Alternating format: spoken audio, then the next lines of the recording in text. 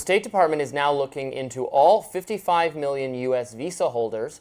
The State Department is telling the Associated Press that they're all subject to, quote, continuous vetting.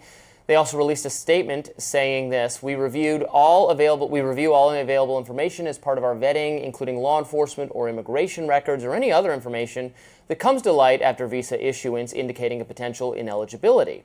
And this move is being applauded by some conservatives. Charlie Kirk posting this on X saying the media is flipping out to this announcement. Quote, of course the panic says it all. The press doesn't want valuable, useful, desirable immigrants coming to America. They just want an unlimited flood. But while all U.S. visa holders are now set to be under review, not all of them are living in the United States. Many millions are living abroad and only visit the United States sometimes. News Nation contributor Geraldo Rivera spoke to anchor Connell McShane, ripping into this decision. These are spouses, these are people with jobs, people who have been here for years, law-abiding, God-fearing family people, and now they're going to have somebody that they don't know reviewing everything, every aspect, calling them back in, did you really this or that? It makes them automatically second or third class citizens. It's a terrible, terrible idea. It's a waste of time. Is this the way you're going to fight? These are the, supposedly this is going to make the nation safer as you advertise in your successful campaign for a second term. This is the way you reward the people who wanted you to crack down on the worst and the most violent by going to their neighbors and saying, papers, please. I think it's really pathetic. This comes at a time when Marco Rubio is making an announcement that the U.S. will stop giving work visas for commercials truck drivers. Posting on X, the increasing number of foreign drivers operating large tractor-trailer trucks on U.S. roads is endangering American lives and undercutting the livelihood of American truckers. That is in reaction to this news story. There was video of it, of this illegal immigrant truck driver who caused, I think, the deaths of multiple people in making this illegal U-turn that had conservatives very angry for how does this person get in this country.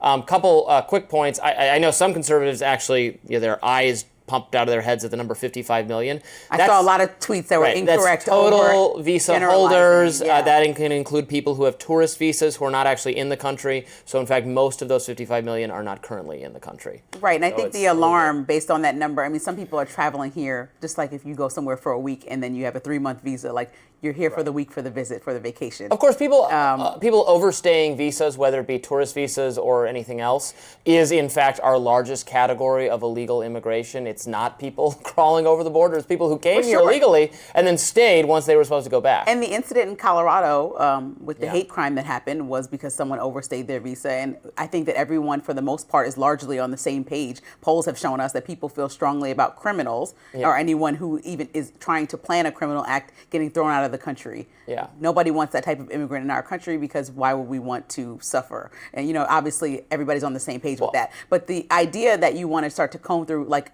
Geraldo was saying, every single person that's ever been here or does live here and constantly criticizing them. You're thinking about civil liberties concerns. When you think about some of those people being students and here for visas, trying to elevate what we learn in America and what discoveries come from our American institutions. Now we're isolating those people based on social media posts that they may or may not have put. You love free speech. You love to not criticize somebody by one tweet or one moment that they have. You actually say that you don't like that at all. So the fact that people can't even come here and study because now we have a Justice Department that's combing through every single thing they've ever said on social media to make sure that it aligns with American values, even though we can get upset or criticize Trump as American citizens that do love the country, but someone who comes from Asia can't, it's just kind of, why not? We can criticize anybody. Because they're not a citizen. I know, but we can still visit. We can say, I don't like that part of this. I like this part, but I still want to go visit this beautiful place because guess what? Leadership changes. Ideas change, people grow. That's the whole point of a democracy. It doesn't mean I hate this country. I don't want to come here. I don't want to learn about it. I'm not interested and excited to help it grow and develop. It just means I don't like that policy that you did. That's fair. That's the America we live in. Well, sure, and they have every right to do that. They can do that. Our government can't persecute them for it. Can't persecute anyone for that because we have the First Amendment, which restricts the government from taking any criminal action against you. Being in the country is not a criminal matter, so it's subjected to different standards.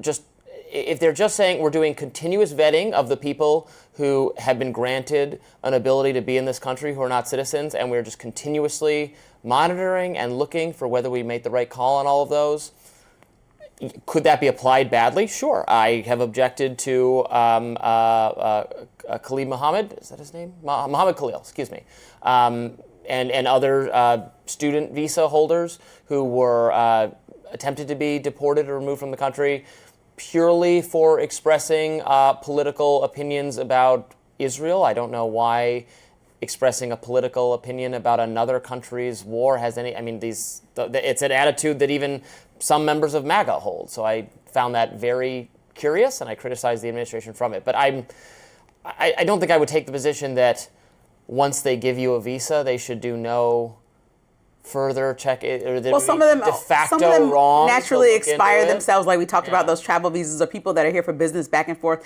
That, I mean, it doesn't have to last forever, but neither do visas. Like, even I think, I mean, if they discover new information that the person who got the visa is a criminal, for sure, then I would hope they would. Right, but, so they're doing continuous vetting. Right, but when we talk about what Geraldo Rivera was saying about what people most voted for Trump when it comes down to immigration for, it was to get criminals and illegal migrants out of the country that were doing wrongdoing in our country, not to remove the farmers and workers and people that are actually enhancing our economy. You hate America. And so, no, but that's just such an extreme example. All the farmers are not on X talking about I hate America. So that's farmers. That's what I'm saying. I want them here farming. Okay, so you're gonna comb through 55 million to find the 5 people that you could just probably find by a quick search. That's a waste of resources. But I mean, I guess we can keep talking about this. We will keep talking about this. Okay, next up, some pretty big news this morning.